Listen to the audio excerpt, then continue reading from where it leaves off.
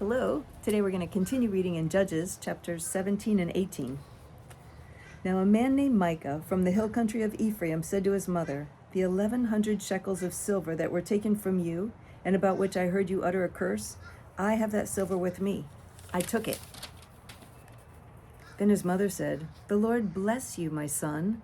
When he returned the 1,100 shekels of silver to his mother, she said, "I solemnly consecrate my silver to the Lord, for my son to make a carved image and a cast idol. I will give it back to you." So he returned the silver to his mother, and she took 200 shekels of silver and gave them to a silversmith, who made them into the image and the idol, and they were put in Micah's house. Now this man Micah had a shrine, and he made an ephod and some idols, and installed one of his sons as his priest. In those days Israel had no king. Everyone did as he saw fit.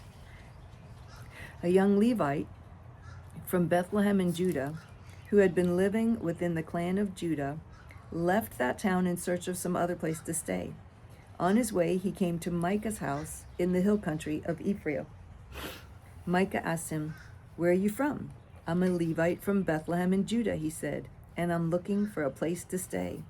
Then Micah said to him, "Live with me and be my father and priest, and I'll give you 10 shekels of silver a year, your clothes and your food." So the Levite agreed to live with him, and the young man was to him like one of his sons. Then Micah installed the Levite, and the young man became his priest and lived in his house. And Micah said, "Now I know that the Lord will be good to me, since this Levite has become my priest." In those days, Israel had no king. And in those days, the tribe of the Danites was seeking a place of their own where they might settle, because they had not yet come into the inheritance among the tribes of Israel. So the Danites sent 5 warriors from Zorah and Eshtaol to spy out the land and explore it. These men represented all their clans. They told them, "Go, explore the land." The men entered the hill country of Ephraim and came to the house of Micah, where they spent the night. When they were near Micah's house, they recognized the voice of the young Levite. So they turned in there and asked him, "Who brought you here? What are you doing in this place? Why are you here?" He told them what Micah had done for him and said, "He has hired me, and I am his priest." Then they said to him, "Please inquire of God to learn whether our journey will be successful." The priest answered him, "Go in peace, your journey has the Lord's approval." So the 5 men left and came to Laish, where they saw that the people were living in safety like the Sidonians, unsuspecting and secure. And since their land lacked nothing, they were prosperous.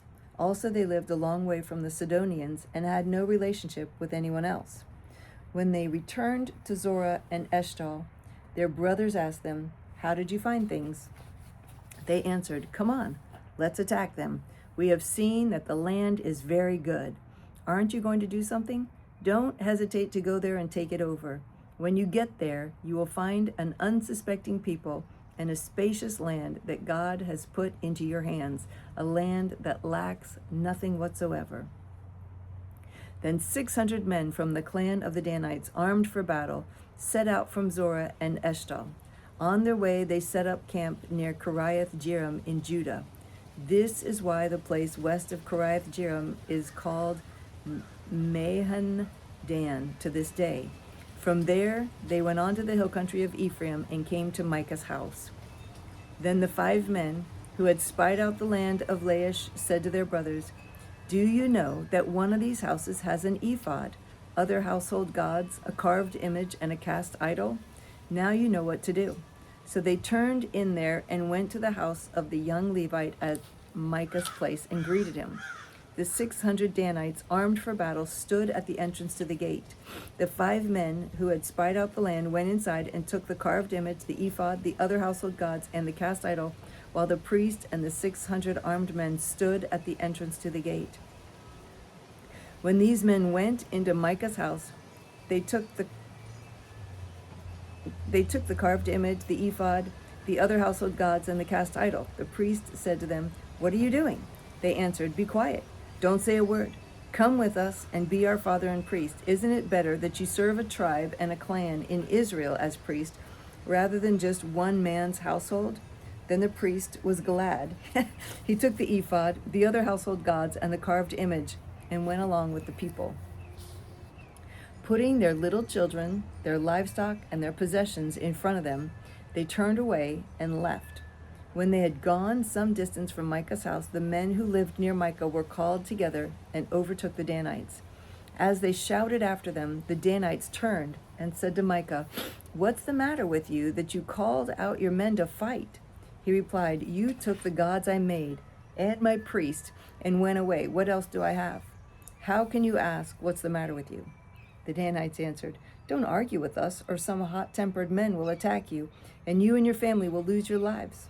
So the Danites went their way, and Micah, seeing that they were too strong for him, turned around and went back home.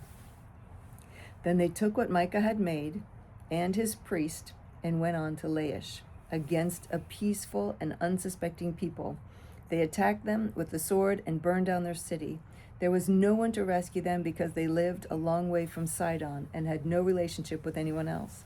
The city was in a valley near Beth Rehob. The Danites rebuilt the city and settled there. They named it Dan after their forefather Dan, who was born to Israel, though the city used to be called Laish. There the Danites set up for themselves the idols, and Jonathan, son of Gershom, the son of Moses, and his sons were priests for the tribe of Dan until the time of the captivity of the land. They continued to use the idols Micah had made all the time the house of God was in Shiloh. Wow. Wow. Okay, there's a lot to that one, but it was short and sweet. That's all for today. Thank you for joining me. It's always a pleasure to read with you. I love you so much. Look forward to reading with you again tomorrow. Bye.